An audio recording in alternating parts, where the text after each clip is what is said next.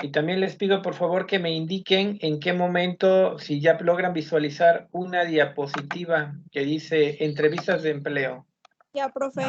Sí, maestro. Muy bien. Muy bien. Me indican cuando ya esté la grabación, por favor. Ya está grabando. Ya está. Muy bien, muy bien. Bueno, pues tengan todos ustedes buena tarde. Me da mucho gusto saludarlos el día de hoy, 21 del mes de abril del año 2021. Por ahí alguien decía, es un día especial porque es 21 del año 21. Y pues bueno, hoy y todos los meses del año tendremos un día 21 del año 21. Y pues bueno, buscamos curiosidades, ¿no? Veo que ahí ya no vemos todavía todos, no estamos todos reunidos. Sin embargo, a los que ya estén, les invito a activar su cámara. A mí, insisto, eso me gusta porque me retroalimenta y pues me siento en el salón de clases. Creo que poco a poco nos vamos acercando a el regreso. Yo creo firmemente que el regreso tendrá que ser gradual, tendrá que ser muy responsable y que no va a ser al menos este semestre. Por ahí pues, alguien está asumiendo que podría ser en agosto, pero no será de golpe y no estaremos todos llegando en agosto, sino será, insisto, un proceso gradual. Esa es mi expectativa. Y pues bueno, dentro de la expectativa, porque bueno, ya empezamos algunos, afortunadamente, integrantes de la comunidad de la facultad a ser vacunados y bueno, sin embargo, la postura, por ejemplo, del Sindicato del Personal Académico de la Universidad Veracruzana, es que pues no se va a regresar a clases hasta que todos en la comunidad estemos vacunados. Es decir, pues ustedes son la pieza más importante de la comunidad, los estudiantes son para quienes nosotros trabajamos, es el producto que estamos transformando para llevarle a la sociedad y pues tenemos que cuidar. En ese sentido, bueno, pues este semestre es prácticamente un hecho, desde mi perspectiva, que lo terminaremos, lo seguiremos así y lo terminaremos de la misma manera. Bien, pues no he todavía tenido la oportunidad de echarle ojo a todos los currículums, abrí varios, todavía no retroalimenté a ninguno, y pues bueno, hay algunas áreas de oportunidad, yo fundamentalmente en algunos que vi, identificaría a la fotografía como un área de oportunidad. Yo creo así, está fácil. Si te gustas tú, le va a gustar a otros. Y el chiste no es que te contraten porque gustes, sino que efectivamente te contrates porque hay algo en tu currículum que llamó la atención, en el contenido del currículum que llamó la atención, y a partir del encabezado en el que está tu nombre y en la foto en donde tú luces muy bien, vas a lograr posicionarte en la mente de quien toma las decisiones en el proceso de selección.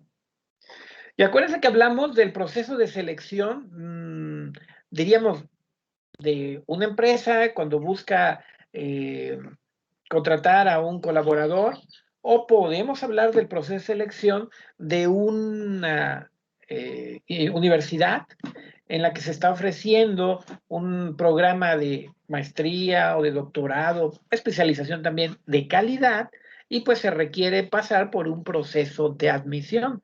Normalmente en las maestrías, el proceso de admisión, especialidades, maestrías, doctorados de calidad, el proceso de admisión incluye una entrevista. Yo, fíjense que he participado como miembro del comité de admisión a la maestría en auditoría que se oferta ahí en la facultad. Yo soy miembro del núcleo académico básico de esa maestría y de la especialización en administración del comercio exterior.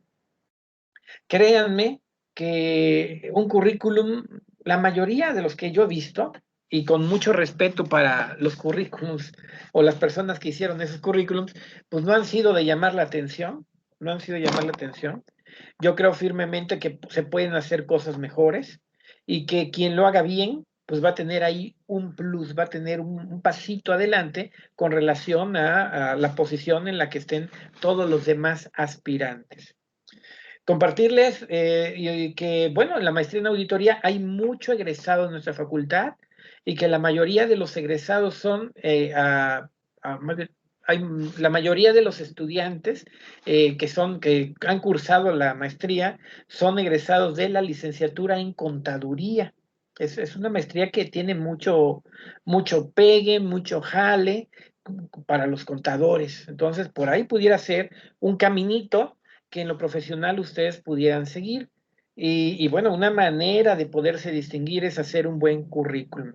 Me permitiré en la próxima sesión hacer comentarios puntuales con respecto a los currículums de todos para poder avanzar el día de hoy en lo que corresponde a el proceso de selección.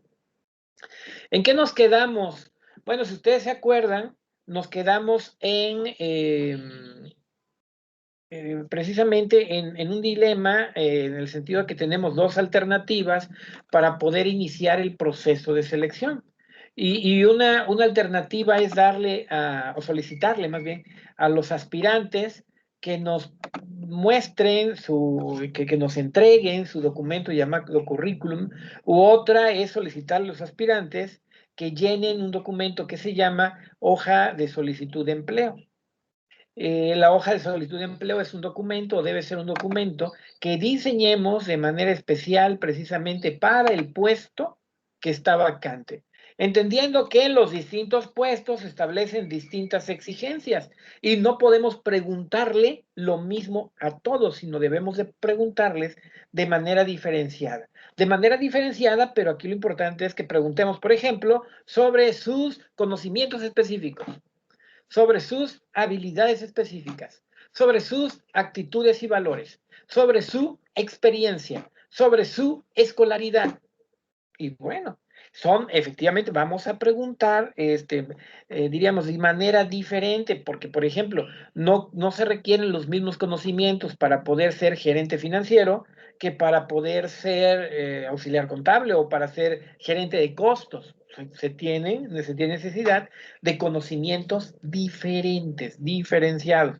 Pero la estructura, una vez que hagas la primera hoja de solicitud de empleo bien hecha, vas a poder hacer las demás, porque van a tener la misma estructura, aunque distinto contenido, porque las preguntas van a ser en específico sobre otros conocimientos, otras habilidades, otras actitudes y valores, experiencia, y probablemente se pregunte de la misma manera, y la escolaridad.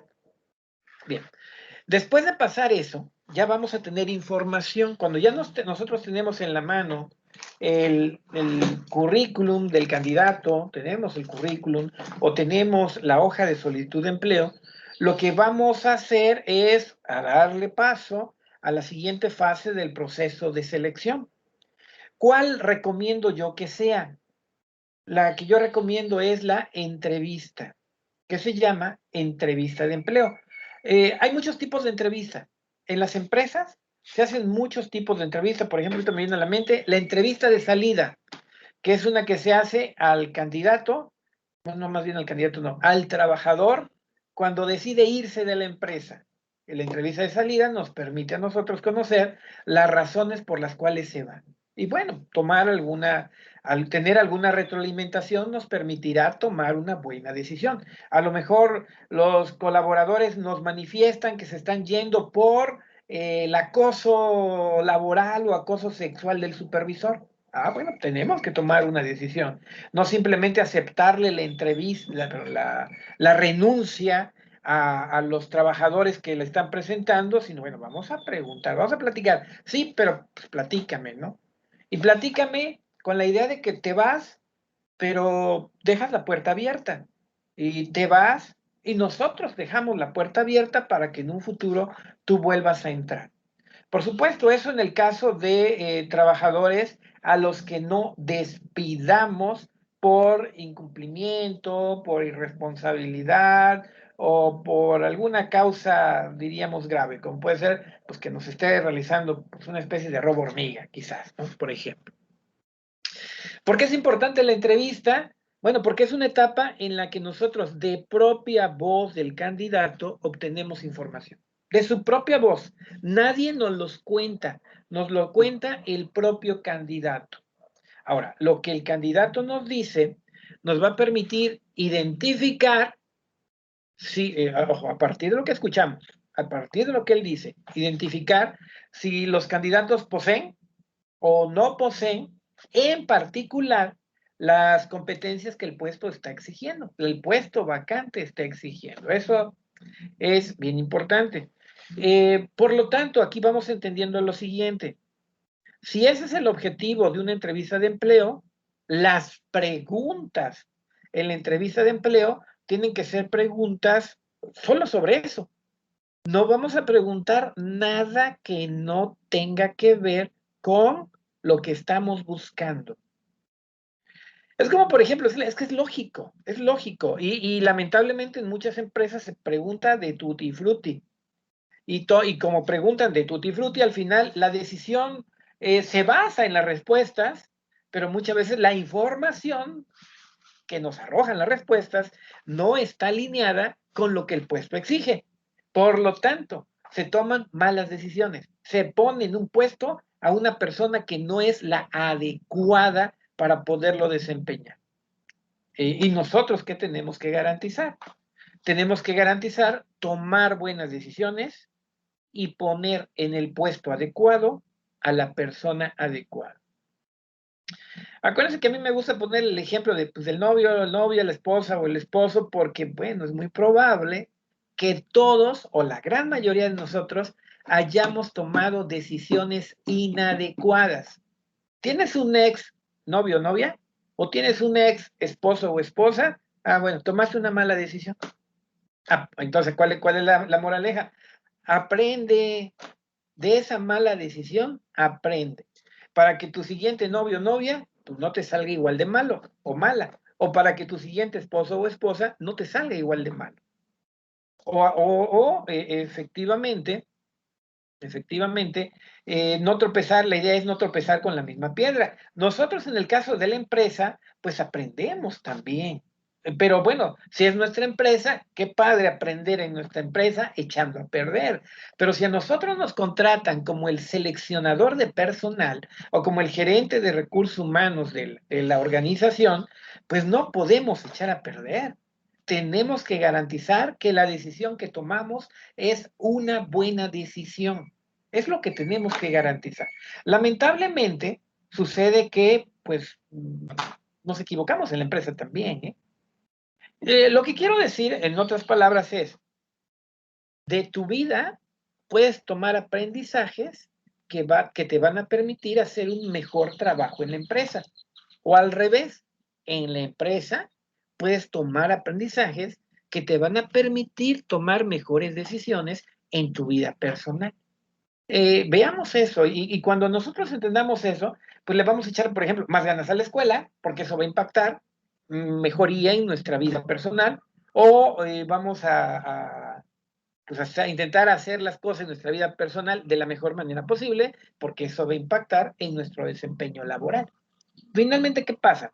Somos la misma persona, jugando o desempeñando distintos roles. Somos el estudiante, somos el profesor, somos el novio, somos el jefe, somos el director.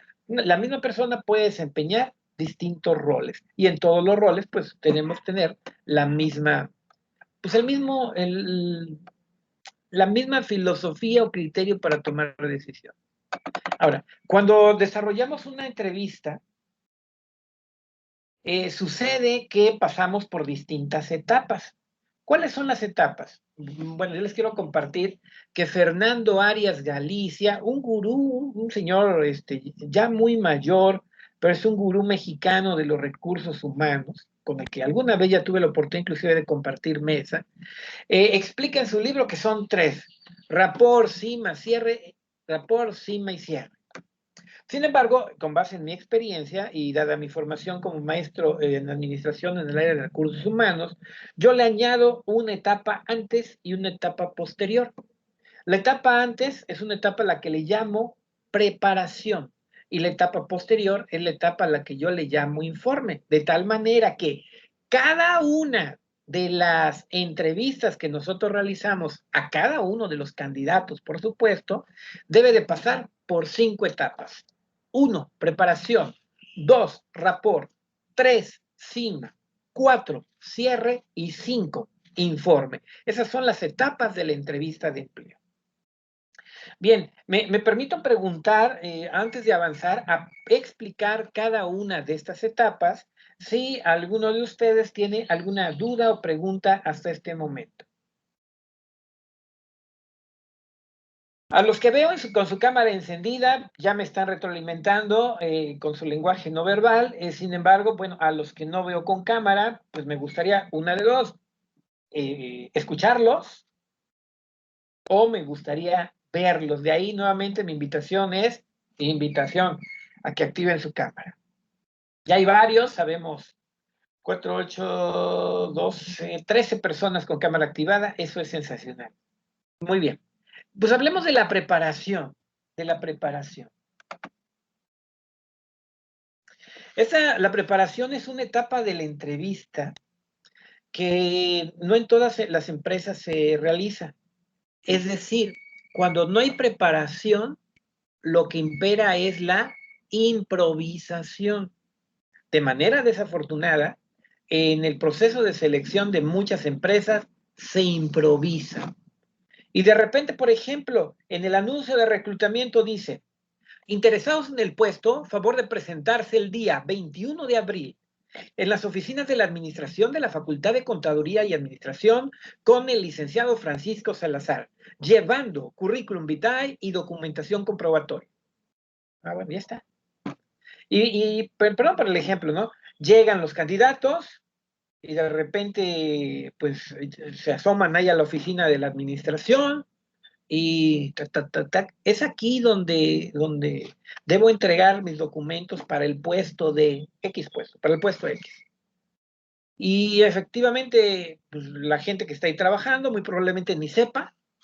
Sin embargo, pues le preguntan al jefe del área, contador, llega aquí un joven para una entrevista. Ah, caray, sí es cierto, se me olvidó que hoy venía en entrevista. A ver, tú, sí, Pedrito, tú que no estás haciendo nada, entrevístalo. Ah, caray. Y Pedrito, que efectivamente no estaba haciendo nada más que desayunándose una suculenta picadita de salsa verde, pues se tiene que limpiar las manos y, pues bueno, a ver, joven, pase, invitar a la persona a pasar. No sabe ni para qué puesto es, ¿eh? Y efectivamente es en ese momento cuando le pregunto a su jefe, ¿y qué puesto es? ¿Es el de analista? Sí, es ese. Ah, bueno, analista. ¿Qué va a preguntar? Bueno, estoy seguro que va a preguntar lo que, diríamos, con buenas intenciones, lo que su criterio le permita entender. Y probablemente algunas de las preguntas pudieran ser acertadas, pero muy seguramente, en general, la entrevista no va a ser buena entrevista. No se va a obtener la información que nosotros necesitamos sobre cada uno de los candidatos. Porque pensemos que en ese momento a ese individuo al que pusieron a entrevistar de manera improvisada, se le ocurrió hacer unas preguntas. Ya las hizo, pero se le olvidó tomar nota. Nada más hizo las preguntas. Y lo lamentable es que en un proceso de selección no participa un candidato, llegan muchos. Y así llegaron, imagínense, 12 personas, y ese individuo que improvisadamente está entrevistando va a cometer muchos errores. Primero, va a preguntar lo que Dios le dé a entender. Es decir, va a realizar preguntas que no están alineadas con las exigencias del puesto. No va a preguntar lo mismo a cada uno de los candidatos. No va a tomar nota de las respuestas que le den los candidatos. Va a confiar en su memoria. Y al final, pues va a pasar un reporte, quién sabe cómo, que va a decir quién sabe qué. Y ese reporte se lo va a pasar a aquel individuo al que se le olvidó que había que atender a los candidatos y entrevistarlo, y él pues va a tomar una decisión. ¿A quién se va a elegir? Bueno, es ahí en donde se cometen algunos errores. ¿Qué va a hacer el jefe? Bueno, va a decir el entrevistador improvisado le va a decir, jefe, el día de hoy entrevisté a 12 personas, 8 mujeres y 4 hombres, de los cuales, pues a mí me parecieron como mejores 2 mujeres y un hombre. Y de los cuales, oye, pues yo le permito recomendar a esta mujer, porque además de que pues, me pareció que es muy lista, está muy guapa. Pero le estoy ejemplificando como un error, ¿eh? Entonces el jefe lo que va a recibir nada más o va a revisar son los currículums de esos 3 individuos y va a decir, tenía razón, pues vamos a contratar a esta persona. Bueno, esto que parece broma o que parece juego, muchachos, lo estoy tratando de ejemplificar porque verdaderamente es un error bien común que se ha cometido de manera tradicional en las empresas en donde se contrata personal, por las personas que no son especialistas en recursos humanos y sin embargo desempeñan esas labores. Yo les quiero platicar una anécdota, o varias anécdotas. Tengo dos. Como que de distintas etapas, y una de ellas, la primera de ellas data del año de 1991, o sea, de hace 30 años, fíjense, de hace 30 años. ¿Dónde estaban ustedes hace 30 años?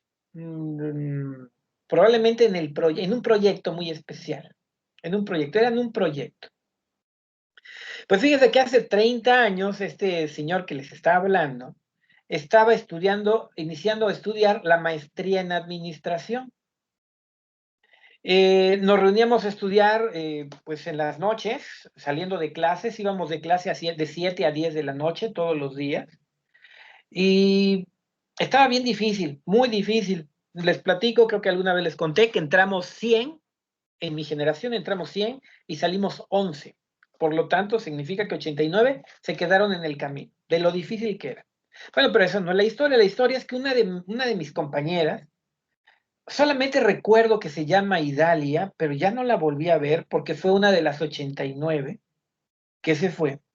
Era una egresada de la licenciatura en psicología y nunca había trabajado en su vida.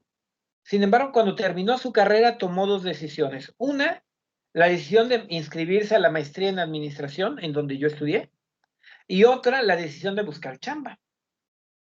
En las 2 tuvo éxito porque ingresó a la maestría y le dieron chamba. ¿En dónde le dieron chamba? Le dieron chamba en un banco. Ese banco estaba, ya no sé si sea el mismo, en el pasaje, ¿cómo se llama? Creo que se llama pasaje, por estar el Boledora en Enríquez, uno que sale a Primo Verdad, hay un pasillito, un pasajito, no sé si el pasaje Enríquez, así se llame, no sé si sea ese, creo que sí, pasaje Enríquez. Ahí estaba un banco, y ella nos platicó lo siguiente, bueno, que su primera tarea fue realizar un proceso de reclutamiento y selección para una persona en el puesto de cajero, en caja.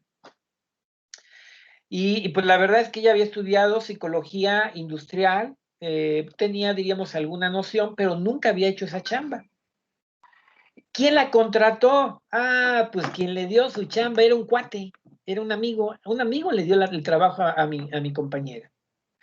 Así que como era su jefe, era una persona con la que tenía confianza, se acercó con él y le dijo, oye, amigo, fíjate que no sé cómo voy a hacer lo que me encargaste, porque nunca lo he hecho. O sea, le dijo, fue muy honesta y le dijo la verdad. Y su amigo, pues, que era su amigo, le dio un consejo muy práctico. Y el consejo muy práctico dice, mira, tú vas a recibir a todos.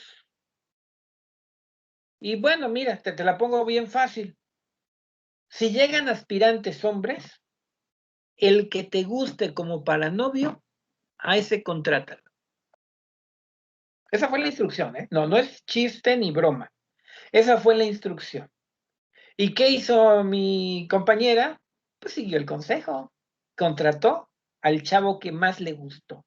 Y a los demás y a las mujeres las rechazó. Me gusta platicar esto porque a veces parece que la discriminación va solamente en el sentido de hacia las mujeres, pero no, también va en los dos sentidos. Y ahorita les voy a platicar otra historia diferente que va en sentido compuesto, en sentido opuesto. Bueno, eso es real. Así se realizaba el proceso de selección en aquel banco. Lo que sí es que ese banco tenía la característica de que tenía los cajeros y las cajeras más guapas de todos los bancos de Jalapa. Eso es indudable.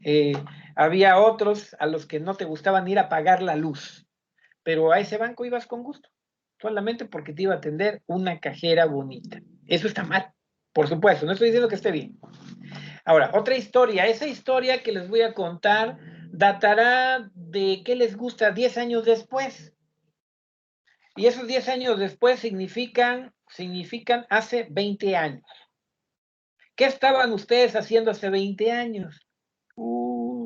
Eran unos bebés. Hace 20 años eran unos bebés.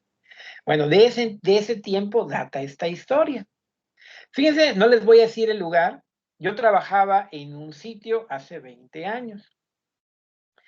Y pues bueno, a mí me llamó la atención algo, que una compañera que tenía era una compañera que tenía ciertas características físicas, es decir, era una mujer morenita muy guapa. Se fue, renunció al puesto. Y sin embargo, a mí no me llamó la atención que se fuera, porque sucedía con frecuencia, había mucha rotación de personal ahí. Pero en ese puesto, lo que me llamó la atención es que quien la reemplazó parecía su hermana gemela, igualita, cortada, o sea, con las mismas cualidades o características físicas. Su hermana, su clon. Y yo pues yo no sé, por chismoso, por curioso, no sé, yo le hice plática a uno de los jefes, que fue quien la contrató. Y la plática, precisamente mi comentario fue, oiga, fulanito de tal, son igualitas, se parecen mucho. Y ese cuate, la verdad es que yo no me esperaba la respuesta, lo que me dijo es, ¿y qué tal? ¿Cómo la ves? ¿Está guapo o no? ¿Qué tal está? Fue la pregunta. ¿Y qué tal está? Y yo así me sacó de onda, pues al final era un jefe, ¿no? Digo, guapa, pero debe ser muy competente, ¿verdad? Dice, no, Vicente, no sabe nada, pero no necesita saber nada. Lo que no sepa, yo se lo enseño. Y me dijo, fíjense cuál fue su moraleja. Fíjense, esto lo pongo como un contraejemplo de algo que debe hacerse, ¿eh? Él me dijo, a una fea, ¿cómo le quitas lo fea? En cambio, una bonita, que no sabe hacer nada, le puedes enseñar a hacer las cosas. Me sorprendí, no me pareció ilógico, pero no me pareció moral, no me pareció ético, no me pareció justo, pero pues hasta ahí quedó, ya le cambié la conversación, no hubo más. Pero bueno, esas dos cosas que les platico son precisamente un par de ejemplos de cómo se toman de mal las decisiones en el proceso de selección. Y pues bueno, aquí muy importante es lo siguiente. Yo a ustedes los visualizo como hombres y mujeres de negocios. Yo a ustedes los visualizo como personas que van a tener su empresa y que van a requerir de la colaboración del esfuerzo ajeno para trabajar, atender a sus clientes, producir y vender y lograr sus objetivos. Eso es lo que yo creo y así los visualizo. Bueno, entonces, en algún momento vas a tener que seleccionar. Vas a desarrollar proceso de selección. Por favor, no te equivoques. Por favor, sigue los consejos que yo te voy a dar. No hagas lo que otros hacen. Porque a lo mejor, por ejemplo, ese jefe del que les hablé en el segundo ejemplo y el gerente del banco del primer ejemplo, desarrollaban esas prácticas en una organización que no era suya. Ahí les importaba un cacahuate que las cosas se hicieran mal. Pero cuando hablamos de trabajar en una organización que es propia, la tuya, en donde está invertido tu dinero y tus sueños, pues no te puedes equivocar. No te puedes equivocar. ¿Quieres echar relajo fuera de tu empresa, ¿no? ¿Quieres andar de coqueto, de coqueta? Pues anda de coqueto, de coqueta fuera de tu empresa. No tienes que tomar una decisión en ese sentido. De entrada, y cuando es un estudiante, dice, sí, claro, yo nunca lo haría. La cuestión es que en la vida real, ya cuando estás en el terreno laboral, pues tienes otra mentalidad, tienes otras prioridades, tienes otra manera de pensar y de repente, sí, las personas suelen equivocarse. Bueno, entonces, ¿por qué hablé de esto? Bueno, porque estamos hablando de selección y porque estoy diciendo que en muchos casos los procesos son improvisados, no son procesos preparados, planeados y desarrollados de manera profesional. Bueno, en la preparación, y hablando de esto, cuando nosotros preparamos a la entrevista, lo que tenemos que hacer es preparar dos cosas. Uno, las preguntas. Uno, las preguntas. Y dos, el ambiente. Y cuando hablamos del ambiente, hablamos también de dos cosas. El ambiente físico y el ambiente psicológico. Bueno, quiero llamar la atención con respecto a que no todo el mundo sabe preguntar. No todo el mundo sabe preguntar. Yo apenas platiqué con alguien y me dijo que, bueno, platicamos de unas entrevistas en particular. Me dijo, no, nosotros no hacemos un cuestionario, hacemos una guía de entrevista. Le digo, pues está padre. Para poder desarrollar una charla. Y pues sí, eso está bien. Sin embargo, algo que yo le comenté, es necesario tener experiencia. Si una persona que no tiene experiencia en entrevistar utiliza una guía de entrevista, muy probablemente no sepa hacer las preguntas más convenientes, más adecuadas, más interesantes, y la información que se arroje puede ser no necesariamente la esperada. ¿Qué recomiendo yo, por lo tanto? Bueno, hasta que no tengan experiencia, lo que hay que hacer es un cuestionario. Cuando ya tengan experiencia, ya entonces pueden utilizar una guía de entrevista. Hablemos primero de la guía de entrevista, señalando simplemente que es una lista de los temas que a ti te interesa tocar con el candidato, con la persona a la que vas a entrevistar. O pudiera ser a lo mejor nada más un mini cuestionario de quizás 3 preguntas que van a detonar el resto de la entrevista. Pueden tener esas dos modalidades la guía de entrevista. Ahora, en lo que corresponde al cuestionario, el cuestionario es, como ustedes pues, seguramente tendrán mayor idea, pues una lista de preguntas que están ya adecuadamente formuladas y que están ordenadas de cierto modo muy en particular. Eso es un cuestionario. Un entrevistador experto todavía tiene o que ya va agarrando experiencia, tendría el colmillo, la habilidad de poder probablemente intercambiar de acuerdo a cómo vaya fluyendo la entrevista, conforme vaya fluyendo la conversación, de intercambiar las preguntas. Podría ser. Sin embargo, al final hace las mismas preguntas a todos los candidatos. Ahora, ¿por qué es importante hacer las mismas preguntas a todos los candidatos? Está bien fácil, para poder comparar. Porque si no haces las mismas preguntas a todos los candidatos, no puedes hacer comparaciones. Y nosotros tenemos que hacer comparaciones no entre las caras, no entre los currículums, sino a decir, en lo estético, sino tenemos que hacer comparaciones en cuanto a la información que tenemos de cada candidato para poder decidir quién se queda y quién avanza, o probablemente a quién se le da el puesto. Todo depende del tamaño del proceso de selección que nosotros hayamos ideado. Ahora, eso en cuanto a la entrevista. las preguntas, en cuanto a las preguntas. Ahora, otro aspecto que se prepara, como ya lo mencioné, es el ambiente. El ambiente físico y el ambiente psicológico. No sé si se alcance a ver, ojalá se alcance a ver.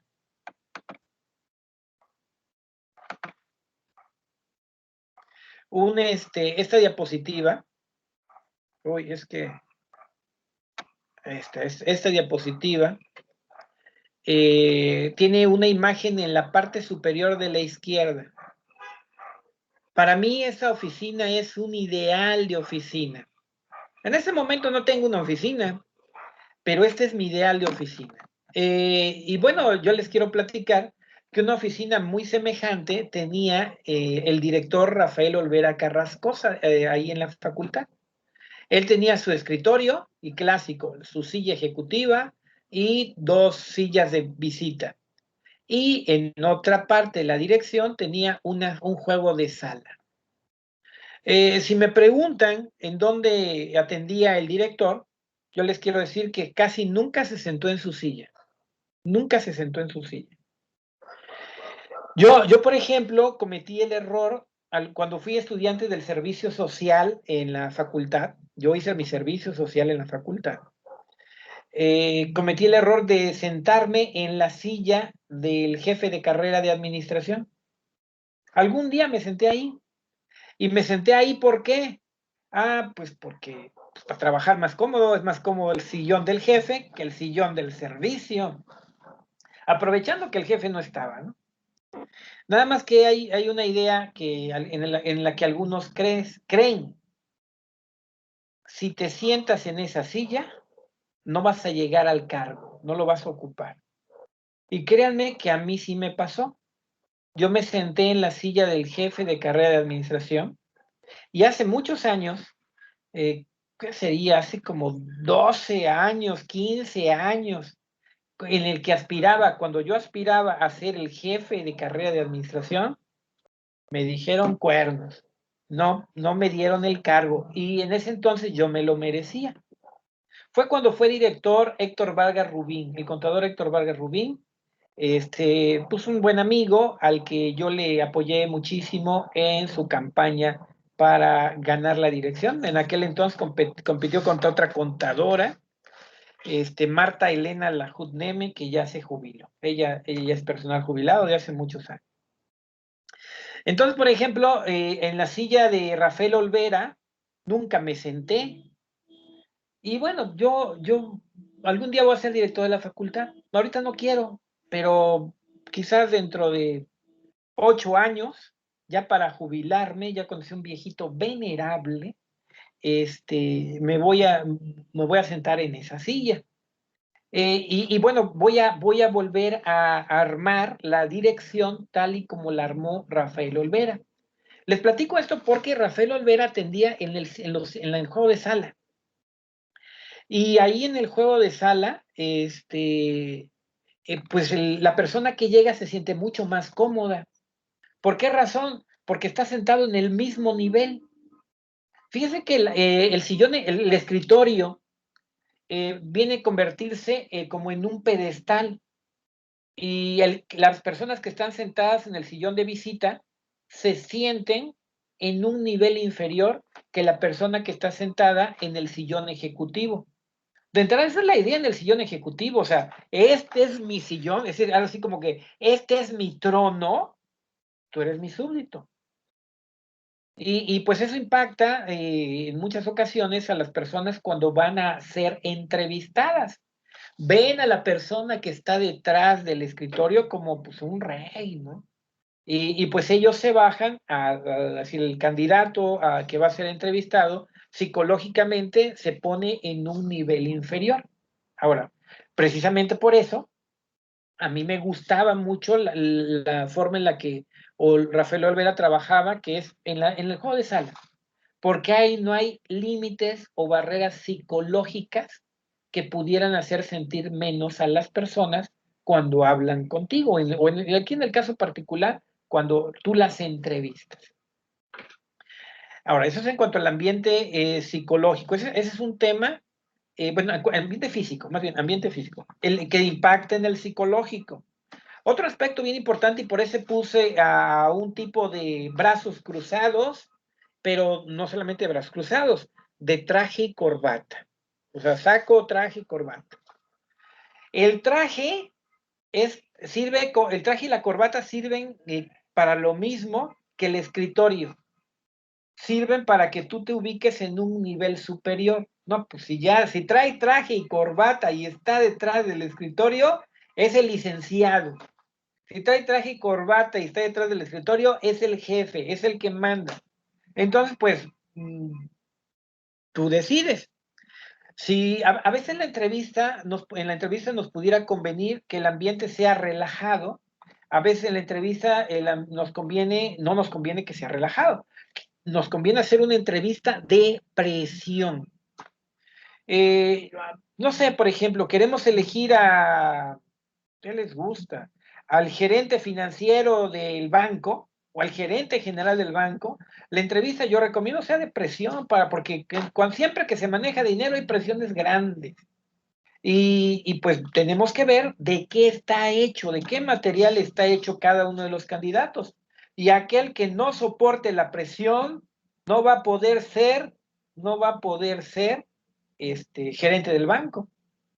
Es como, por ejemplo, a lo mejor si tu papá o tu mamá son muy celosos, cuando elijas a un novio, pues tienes que elegir o novia, tienes que elegir a alguien que aguante la presión, porque papá va a estar encima de él, y la suegra es de las clásicas suegras que va a estar fastidiándolo. Ni modo, podría ser. ¿Qué tienes que hacer? Elegir a alguien que aguante la presión, porque si eliges a alguien que no aguante la presión, pues al final no va a servir, no va a ser buena relación. Perdón por los ejemplos. Bueno, bueno, en el caso de los brazos cruzados, aquí yo aludo al tema del lenguaje no verbal. En el lenguaje no verbal, pues los brazos cruzados significa, tú dime lo que me quieras decir, que al final de cuentas, a mí no me importa lo que me estás diciendo. Una persona que está cerrada es una persona que, por lo tanto, no está abierta a escuchar, a dejarse convencer o a recibir información de la parte con quien está conversando. Bueno, eso es la preparación. Antes de pasar a rapport, ¿alguien tendría alguna duda, pregunta, comentario o observación sobre preparación, sobre la primera etapa de la fase de la entrevista de empleo que se llama preparación? Bien, los compañeros en video me dicen que no. Espero que los que no están en video también me digan que no. Y si no, acuérdense, muy importante es preguntar. El que pregunta no se equivoca. No solamente tienes que participar cuando tengas una certeza, es interesantísima la participación cuando tienes dudas. Es mejor 1000 veces la participación de los estudiantes cuando tienen dudas que cuando tienen certezas. Bueno, el rapport es la segunda fase de la entrevista de empleo.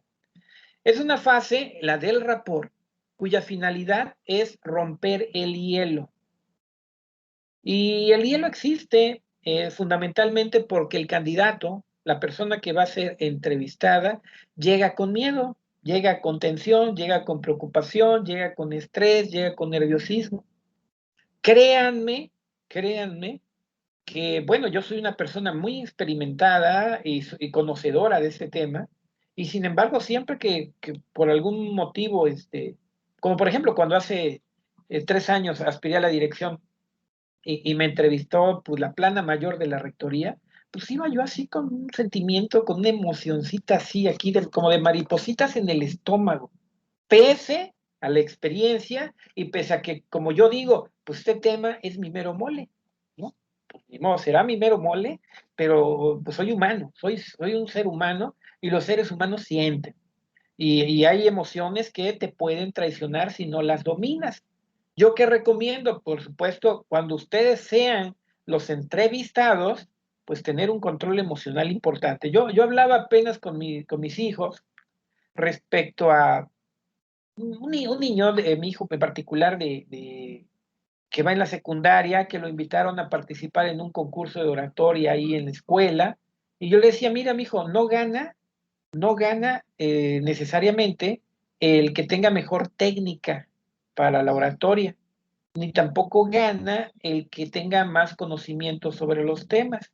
Digo, yo creo firmemente que gana el que tenga más control de sus emociones. Es decir, porque cuando tú no controlas tus emociones, pues no eres dueño de ti mismo. Y cuando no eres dueño de ti mismo, pues ya no puedes usar la técnica que supuestamente sabes, ni puedes hablar del tema que supuestamente dominas. Es clave el control de las emociones.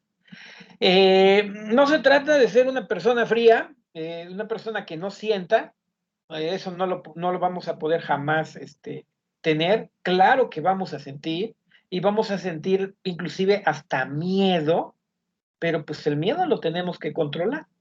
¿Quién dijo miedo? Todo mundo dice miedo. ¿Quién siente miedo? Todo mundo siente miedo, pero no todo mundo lo controla, lo domina. Tenemos que controlarlo, tenemos que dominarlo, porque cuando controlas el miedo, ya eres dueño de ti mismo. Y cuando eres dueño de ti mismo, en la vida te va mejor. En lo que hagas te va a ir mejor. Ahora, ¿cómo vamos? Cuando somos entrevistadores, pues no le hagamos al cuento. Vamos a saber que el candidato, todos los candidatos van a llegar con tensión. ¿Cuál debe ser entonces uno de nuestros propósitos? El propósito inicial. Porque fíjense, la preparación la hacemos cuando el candidato no está. El rapport se hace cuando el candidato ya está con nosotros. Entonces, pues ya tenemos al candidato frente a nosotros, pues, y tenemos claro que siente tensión, nervio, ansiedad, angustia, tiene un sentimiento raro. Lo que tenemos que hacer es, ya sea con frases o palabras, o con acciones y actitudes, bajarle la tensión, romper el hielo, que el nerviosismo se le vaya. Y de entrada, por ejemplo, no sé si ustedes hayan vivido la experiencia de llevar a presentar un novio o una novia a sus papás, o de que ustedes hayan sido a los que llevaron a conocer a los papás del novio o de la novia. Me gusta más ese ejemplo. ¿Cómo vas? Pues bien nervioso, bien nervioso. No le voy a caer bien a tu papá, o ¿qué va a decir tu mamá? No sé, por ejemplo, yo con mi hija hablo mucho, y poco a poco, pues como que vas abriéndole puertas y vas dándole oportunidades. Yo, por ejemplo, hablo mucho sobre que cómo con qué personas vale la pena, de qué personas vale la pena ser amigo, entendiendo que a nadie debe discriminarse, jamás, por ningún motivo, pero ciertamente amigos solamente algunos. Y pues bueno, todavía no llego a hablar de novios porque no me tiene esa confianza, pero bueno, yo veladamente le doy algunos consejos.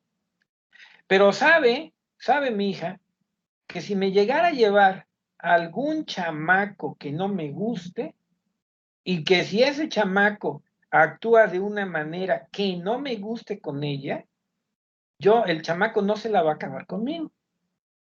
Eso lo tiene claro. Es decir, si el chavo va a estar nervioso, que va a conocer al papá de fulanita, bueno, y yo veo además que no trata bien a mi hija, o tiene algún detalle así, que no me agrade, por supuesto que, bueno, ya sabrán ustedes. Tendré la frase precisa y tendré la actitud correcta para todavía intimidarlo más. Si quiero, lo intimido. Pero también podría ser lo contrario. Si toma una buena decisión, y al final, pues yo no soy una persona grosera, soy una buena persona. Y si yo veo que pues el niño pues es un niño noble, serio, inclusive hasta timidón, pero veo que trata bien a mi hija, y lo noto sano, pues bueno, ¿qué puedo decir? Al contrario, ahí lo que voy a intentar es pues tratarlo bien. O sea, yo no voy a ser un monstruo, voy a tratarlo bien, y lo primero que voy a intentar pues precisamente quitarle el nervio. ¿Y cómo le quitas el nervio? Pues de igual manera, con frases y palabras o con acciones o actitudes. Desde el tono en el que le hablas a la persona, las palabras que utilizas para dirigirte a la persona, la manera en la que lo miras, que puede ser una manera cordial o una radiografía de abajo hacia arriba, así como que ándale, perro, perdón por la expresión. Pues de ahí son herramientas que nosotros tenemos. Perdón por hablar de este tema que es personal, pero es un ejemplo de que las herramientas las tienes. Y si tú quieres hacer sentir más nervioso a quien ya está nervioso, lo puedes hacer. Y que si quieres sentir cómodo, hacer sentir cómodo, tranquilo a la persona que está nerviosa, la puedes hacer sentir tranquila y cómoda. ¿Sí? Precisamente esta va a ser una tarea para la siguiente sesión. ¿Qué palabras puedes usar? ¿Qué frases puedes emplear? ¿Qué acciones puedes realizar? ¿Qué actitudes puedes mostrar? Una de dos, para poner más nervioso al candidato porque la entrevista que está realizando es de presión, o poner tranquilo al candidato porque la entrevista no es de presión y lo que te conviene es obtener información sobre la persona. En este caso, fíjense, yo tengo un ojo extraordinario. Sin embargo, pues por ejemplo, en el caso que les platiqué de cuando me llegue mi hija con un chamaco, pues lo voy a entrevistar, claro que lo voy a entrevistar. Y si yo quiero obtener información de él, basta, amplia, y bueno, sobre todo si de entrada aparenta el muchacho ser un buen muchacho, pues bueno, lo voy a tratar bien para que esté calmado, para que esté tranquilo, y ya después le pueda yo sacar toda la sopa que a mí me interese sacarle. De entrada, ¿dónde vive, no? Es lo primero que me va a interesar saber. ¿Dónde vive? Para irlo a buscar, en caso de ser necesario. Ya estoy seguro que así como yo lo estoy diciendo en plan chusco, como en este momento yo lo estoy platicando, sus papás son semejantes. Sus papás son semejantes. Nada más que algunos son en extremo celosos y algunos, pues diríamos, yo creo que también algo importante es jugar al bueno y al malo. Yo, por ejemplo, no vivo con la mamá de mi hija, pero ella la hace del bueno y pues a mí me toca de hacerla del malo. Y con mis hijos, los hombres, ella juega el malo y yo juego el bueno. Y fíjense que no nos pusimos de acuerdo en ese rol. No nos pusimos de acuerdo. Pero pues es como para darle equilibrio. Porque no podemos ser papá y mamá, diríamos, como dicen las abuelitas, alcahuetes. Tiene que haber a alguien que alcahuetee y a alguien que meta presión para lograr el equilibrio. También es muy feo cuando los dos son malos, o sea, eso pues no, pobres hijos, ¿no? Simplemente tú tienes que recordar que también fuiste joven y que también pues quisiste ir a fiestas, quisiste tener novio o novia, es decir, también tus hijos son como tú, son tu cloncito en pequeño, pero viviendo en otra época, una época que está pues mucho más difícil vivir, pero bueno, tienes que agarrar la onda. Y pues bueno, esa es la intención. Ahorita, bueno, le estoy dando algún comentario sobre el rapport para poder transitar hacia la etapa de la cima. La cima, una vez que ya rompemos el hielo precisamente, nos permite, es la etapa en la que vamos a obtener toda la información que querramos acerca del candidato, toda la información. Y por supuesto, ¿qué queremos conocer del candidato? Ya lo saben ustedes, su escolaridad, su experiencia, los conocimientos que tiene, la habilidad que tiene, sus actitudes y valores. Eso es lo que queremos tener conocimiento del candidato. Fernando Arias Galicia, el gurú del que les hablé hace unos minutos, propone que nosotros dividamos la entrevista en 5 rubros. Historia personal, historia laboral, historia educativa, tiempo libre y proyectos. Bueno, podemos hacer realmente una mezcla entre lo que yo estoy platicando y entre lo que propone Fernando Arias Galicia. Porque al final, el resultado deberán ser las competencias que la persona tiene. Me parece muy interesante el enfoque de Fernando Arias Galicia y se los comparto, por ejemplo, en platicar de la historia personal del candidato. Y bueno, precisamente ahorita que yo hacía alusión al tema del chamaco que me lleve a presentar mi hija, ¿no? Una pregunta, por supuesto, que tendría que hacer es, ¿y quiénes son tus papás y a qué se dedican? Ah, bueno, mi papá es profesor de la universidad. Ah, hace lo mismo que yo, debe ser una persona con una vida semejante a la mía. Pues no, pues mi papá se dedica, es dealer y vende droga. Ah, ching, no me lo va a decir, ¿no? Pero a lo mejor si soy bueno le saco la sopa. Evidentemente ahí su historia personal, o sea, pero el muchacho puede decir, pero eso se dedica a él, ¿eh? Yo no. Ah, no, pues se dedicará a él, pero tú sí, vas a verte impactado por esa situación. No, por supuesto, ahí no me interesa. No, un tipo de persona así, no. Es que quien eres en tu vida personal, más adelante lo trasladas a otros ámbitos. Yo, por ejemplo, mírenme bien, este tipo que ven es el mismo en todos los lugares. En la casa, en un restaurante, aquí en la videoclase, soy exactamente el mismo. Porque así debemos de ser los seres humanos. Jugamos distintos roles, pero no cambiamos la esencia. Hay algunas, yo conozco, sin embargo, personas que se intentan disfrazar de lo que no son. Y el día de hoy se disfrazan de maestro. Y al rato se disfrazan y actúan de otra manera diferente. Y pues no, ya no sabes cuál de todos es la persona real. Entonces, lo que somos en la vida personal, en realidad somos, pues, la esencia. Somos un reflejo de nuestros padres. No, evidentemente no somos 100% como ellos, pero entender quiénes son tus papás te permite saber por qué eres como eres.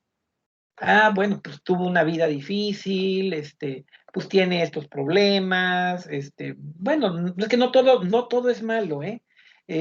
Habrá hechos malos en lo personal que sin embargo no representen un punto para ya deshacernos del candidato, ¿no? Al contrario, nosotros podemos encontrar que lo malo que se ha vivido en el aspecto personal le ha permitido al individuo, al candidato, crecer. Es decir, no hay que castigar a los hijos por lo que los padres hicieron, eso nunca hay que hacerlo. Sin embargo, pues, por ejemplo, el caso que yo ahorita mencioné, ¿no? Pues si el papá se dedica a cosas malas, pues no voy a permitir que su hijo se acerque a mi hija, jamás, jamás de los jamás. Puede hacer lo que quiera, ¿no? En su vida es dueño. Historia educativa. Es importante saber qué roles jugó el individuo en la escuela. ¿Fue líder, fue copión, fue amiguero? Porque va a seguir siendo igual. Las personas no cambian. Así como eres en tu vida en la escuela, así vas a ser en tu vida en el trabajo. Eres no sé, el estudiante que acusa a tus compañeros con el profesor, bueno, así vas a seguir siendo el trabajo. Eres el estudiante que ayuda a tus compañeros a hacer las tareas, pues así vas a seguir siendo en el trabajo. No vamos a cambiar. Las personas en realidad en ese aspecto no cambiamos. Y muy importante saber, por ejemplo, si como estudiante tuviste problemas con los profesores, tuviste problemas con los directores, porque quien tuvo problemas con el profesor o con los profesores va a tener problemas con los jefes. ¿Por qué? Porque las personas no cambiamos, somos la misma, desempeñando distintos roles. Y en la historia laboral, pues yo les recomiendo, cuando tengan un trabajo, y acuérdense, yo no soy fan de que trabajen para nadie, pero si lo hacen está bien. Cuando tengan un trabajo que no sea de menos de un año, porque si es de menos de un año, se puede generar la percepción de que son personas inestables o irresponsables. Que estuve 2 meses aquí y 3 meses allá y 2 meses y medio acá, eso da una percepción que no es buena. Entonces, no tenemos que generar, a veces inclusive lo que yo recomiendo es, si tienes otras chambas, quita eso de tu currículum porque eso no te conviene.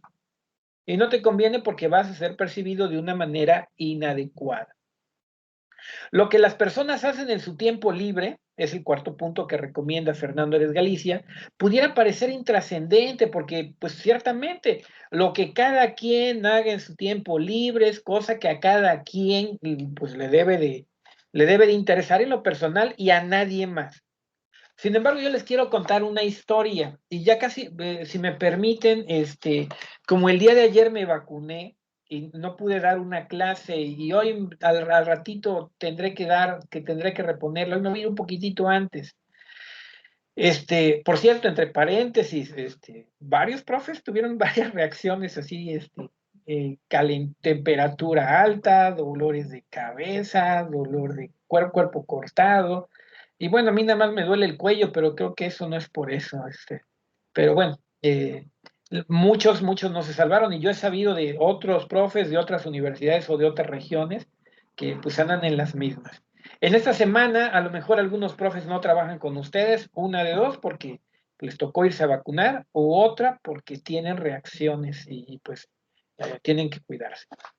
Bueno, tiempo libre, les quiero platicar la historia de un amigo. Yo no les voy a decir su nombre, porque pues no es correcto, pero imaginemos que es mi amigo Paracetamol. Ahorita, así se llama mi amigo, Paracetamol. Pues mi amigo Paracetamol, fíjense que o fue un muchacho muy estudioso, responsable, no era el de 10, pero era muy estudioso y responsable. Jalapeño, hijo de un señor y una señora clásicos jalapeños, típicos jalapeños, no de dinero, sí de mucho trabajo. Mi amigo Pedro, mi amigo Paracetamol, tuvo estoy poniendo nombre. Paracetamol tuvo la fortuna de conseguirse, de ser el primero de mi generación. Yo salí en 1991, de conseguir el mejor trabajo. O sea, saliendo de la escuela, fue el primero que consiguió trabajo. Y de mi generación fue el primero que, como consecuencia de su trabajo, se compró su coche, se compró en aquel entonces un Jetta. Me imagino, no me acuerdo, pero según yo era último modelo, un Jetta 91 último modelo. Así que Paracetamol, pues era una persona pues bien querida, reconocida por sus amigos, yo era su amigo, y pues porque a los amigos deseas que les vaya bien. Pero fíjense qué pasó. Cuando era estudiante, mi amigo Paracetamol no echó relajo. Y no echó relajo, no salía a fiestas, no se iba a la disco. Antes no había antro, los antros eran table dance. Cuando en mi generación íbamos al antro, íbamos al table dance. A bailar íbamos a la disco. Bueno, pues Paracetamol no iba ni a antros, por supuesto, ni a la disco. Yo cuando iba a la disco iba a tomarme una cerveza, que era para lo que me alcanzaba, y a bailar.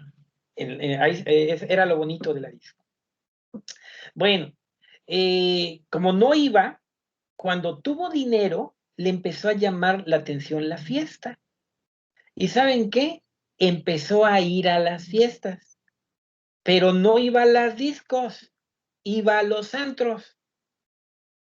Y pues bueno, como cuando fue estudiante, no tenía dinero para invertir en invitar a una chava a salir, pues empezó a salir con chavas, pero no se las ligaba en la disco, ni en el trabajo, se las ligaba en el antro. De tal manera, en otras palabras, mi amigo Paracetamol, y estoy a 3 minutos de despedirme, tenía una novia teibolera. Y pues como clásico hombre enamorado, iba por ella al trabajo. Muy raro ir al trabajo, ir a ese trabajo, ¿no? Ir al antro por ella. A veces llegaba temprano, casi siempre llegaba temprano. Y que para poder estar en el trabajo en donde ella estaba, pues prácticamente todos los días pedía una botella en su mesa. Cuando su novia no estaba ocupada, se sentaba con él. Cuando su novia estaba ocupada, pues él la dejaba irse a trabajar. ¿A qué hora salía? Antes los antros y las discos inclusive cerraban a las 4 de la mañana. Pues a esa hora o después de esa hora, la novia salía y él salía con ella. En muchas ocasiones, pues por supuesto que no se iban a dormir, iban a echar novio. Él, por supuesto, habiéndose tomado la botella o gran parte del contenido de la botella. Un buen muchacho, por cierto, paracetamol era un buen muchacho, pero pues no, empezó a tener dinero y a hacer cosas que nunca había hecho. ¿Cómo llegaba a su trabajo, mi amigo? Llegaba todos los días, como hoy se dice, en vivo, muy desvelado, borracho o cuando menos crudo, todos los días. ¿Qué pasó? Alguien diría, en su tiempo libre. ¿Por qué? Estoy hablando de eso porque hablo del tiempo libre. ¿Y por qué es importante explorar el tiempo libre? Porque pareciera que no importa, pero un buen entrevistador le saca la sopa a cualquiera. Y en este caso le pudo haber sacado la sopa para paracetamol y decirle, y para que le contara toda esta historia. Y pues bueno, esto no es, aquí no acaba la historia. La historia es que este muchacho empezó a cometer errores en el trabajo. Claro, claro que cometía errores porque iba desvelado, borracho, crudo. Claro, errores que costaron dinero. Le costaron dinero a esa importante empresa en la que estaba trabajando. ¿En qué pasó? ¿En qué paró? Pues paró en dos cosas. Lo despidieron. Se quedó sin trabajo. Pero como hubo errores que costaron dinero, la empresa se los pretendió cobrar. Se quedó sin coche. ¿Y saben qué pasó con la novia? No lo quería. Se quedó sin novia, sin trabajo, sin coche, sin novia. Esa es la historia de mi amigo. Y es una historia que precisamente ilustra el por qué es importante preguntar y cómo debe de alinearse o de enfocarse una entrevista en el tema de tiempo libre.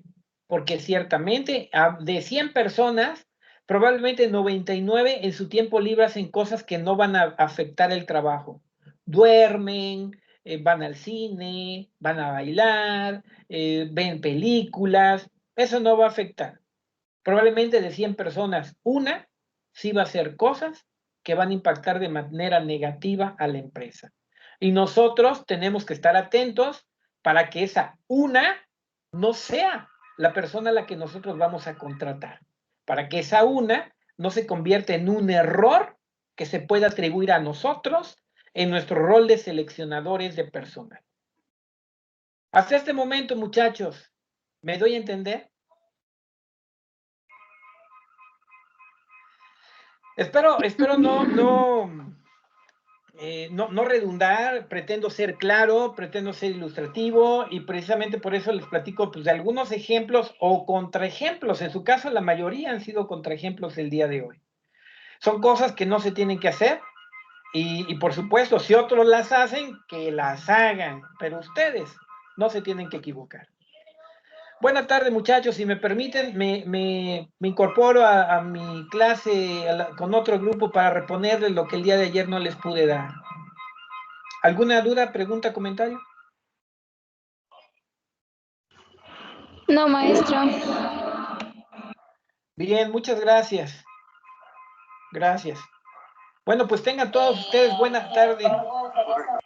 A ver, por ahí hay alguien, sí, adelante. No, profe, perdón, me equivoqué. Bueno. Adelante. Tengan, no te